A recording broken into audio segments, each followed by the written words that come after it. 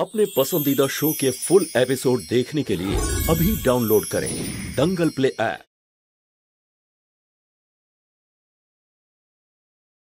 Lucky!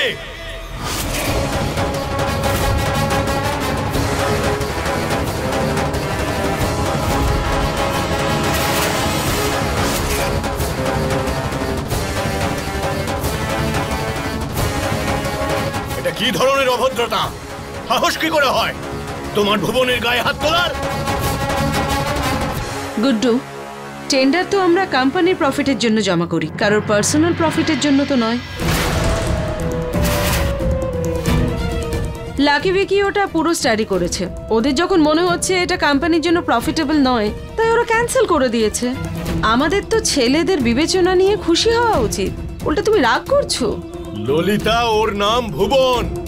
প্রথম দিন থেকে ও আমার সঙ্গে আছে। যখন যেখানে বলেছি ও সাইন করে দিয়েছে, কোনো প্রশ্ন ছাড়াই। আমার উপর সম্পূর্ণ বিশ্বাস করে ও। গুড্ডু, তোমার ভুবনের উপর ভরসা আছে, কিন্তু লাকি ভিকির ভুবনের উপর ভরসা নেই। আর কোম্পানি লাকি ভিকি চালায়, ওদের চয়েস। ওরা ভুবনকে রাখতে চায় না তো রাখবে না। ভুবনের হিসেব বুঝিয়ে দিয়ে ওকে চাকরি থেকে ছাড়িয়ে দে।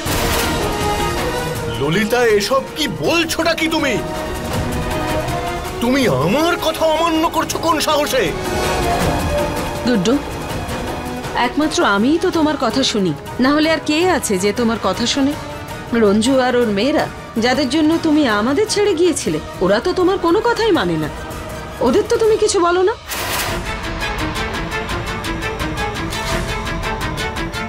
এই প্রথমবার আমি নিজের মতে চলছি বলে তোমার এত খারাপ লাগছে? একটা কথা আমি বুঝে গেছি গুড্ডু, আমি তোমার জন্য যাই করি না কেন তোমার ভালো লাগবে না।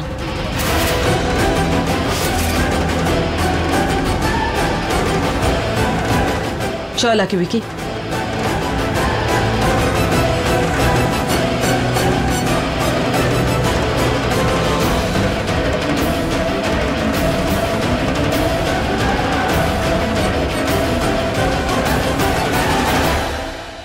দেখুন রঞ্জু দেবী, আমার ছেলের জন্য আমি আপনার কাছে আরো একবার ক্ষমা চাইতে এসেছি।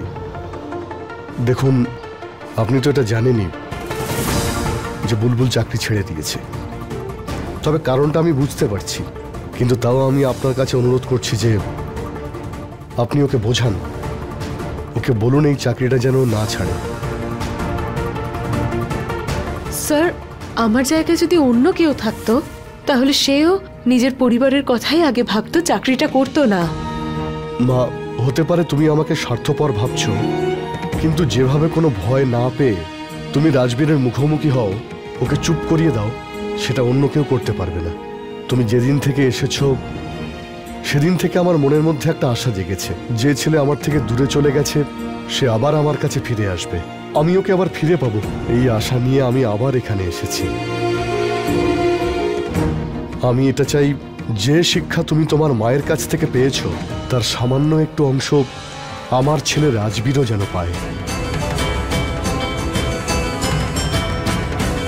বুলবুল, তুমি জানো না, তুমি হলে সেই মেয়ে যে রাজবীরকে শোধরাতে পারে। আমার একটা কথা মনে রেখো, সমাজকে কিন্তু না শুধরে কোনো ঘরকেই সুরক্ষিত করা যাবে না। আমি জানি আমি আমার জীবনে অনেকবার অনেক রকম ভুল করেছি, আর তার পরিণাম হলো আমি আমার স্ত্রীকে হারিয়েছি।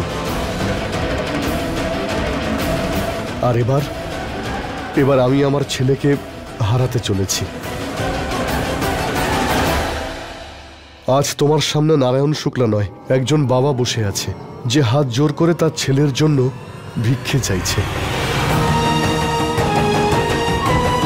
যদি তুমি চাও আর এটা ঠিক করে নাও, তাহলে তুমি আমার ছেলেকে আমার কাছে ফিরিয়ে দিতে পারবে। রঞ্জু বৌদি, আপনি একজন মা, সেই জন্য আপনি একজন বাবার কষ্ট ভালো মতো বুঝতে পারবেন।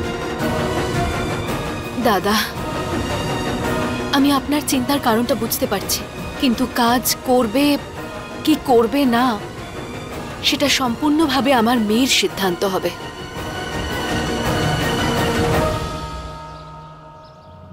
স্যার, আমি এই মুহূর্তে কোনো সিদ্ধান্ত নিতে পারবো না। আমাকে একটু আগে ভাবতে হবে যে এই চাকরিটা আমি আবার জয়েন করব কিনা।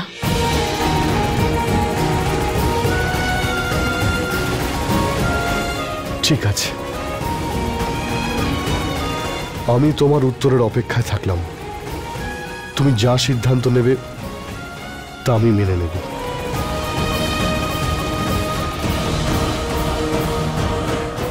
নমস্কার।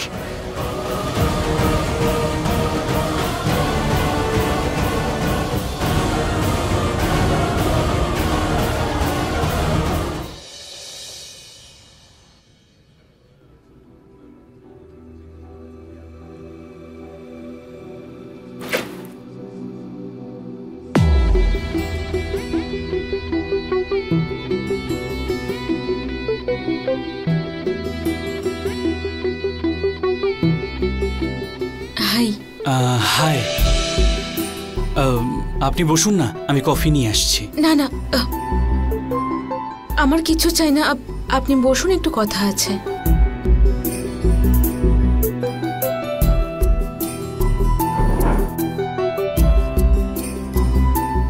শালু, আপনি কিছু বলার আগে তার আগে আমি কিছু বলতে চাই।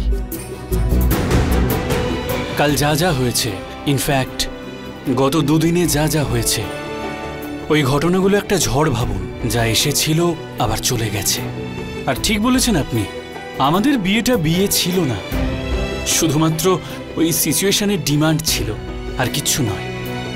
সেই কারণেই আপনার সমস্ত সিদ্ধান্তে আপনার সঙ্গে আছি। বিশেষবাবু, যদি আপনার কাছেও এই বিয়েটা ওই সিচুয়েশন হ্যান্ডেল করার জন্যই ছিল, তখন তাহলে সবার সামনে বিয়েটা নিয়ে রাজি কেন হয়েছিলেন? শালু, ওইখানে যা যা হয়েছিল সেটা আপনি আর আমি জানি। পরে যারা এসেছিল তারা শুধু বিয়েটাই দেখেছিল, আর আমি চাইনি আপনার ওপর কেউ আঙুল তুলুক বা আপনাকে ভুল ভাবুক। এই জন্যই আমি বিয়েটা অ্যাকসেপ্ট করার প্রসঙ্গটা তুললাম। আর একটা কথা আপনাকে পরিষ্কার বলতে চাই,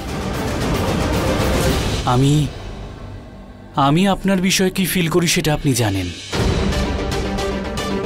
আর আমি আপনার কথা একদম সহমত যে কোনো সম্পর্ক জোর করে করতে নেই।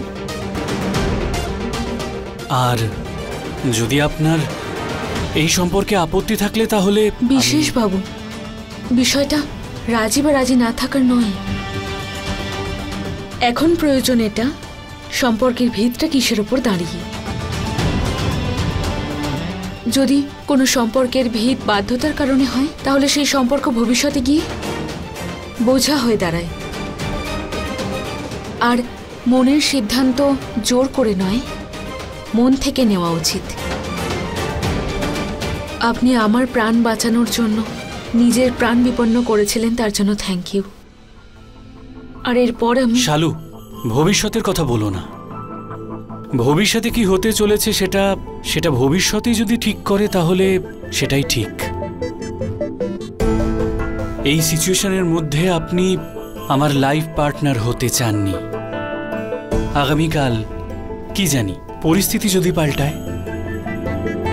আপাতত আমি এটাই বলবো যে আমাদের ব্যক্তিগত জীবনের কথা প্রফেশনাল লাইফে নাই আসুক। আর বাকি থাকলো লোকজন কি বলবে, তো লোকজন তো বলবেই, লোকজনের কাজই এটা। আমার কথা বোঝার জন্য থ্যাংক ইউ। যদি আপনিও আমার মনের কথাটা বুঝতেন।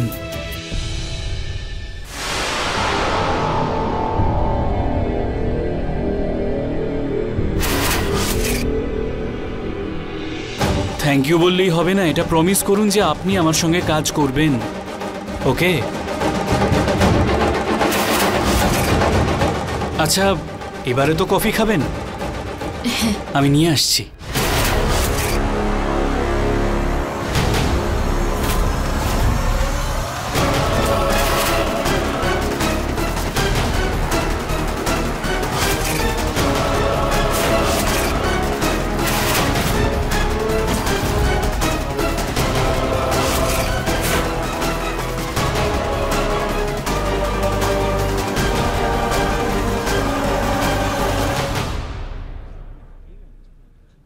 দেখো, আমি যদি কিছু বলি না, আমার কথা তোমার খারাপ লাগবে, কিন্তু একটু তুমিও ভেবে দেখো, আমি বিশেষের বাবা, ও হচ্ছে আমার বুকের পাঁজর। আজ তোমার কারণে ওর প্রাণ যেতে যেতে বেঁচে গেছে, আর আবার তোমার মেলামেশা শুরু হয়ে গেছে। আচ্ছা তুমি কি চাও বলো তো? ওর যদি কিছু হয়ে যায় তবে তুমি শান্তিতে ঘুমোতে পারবে?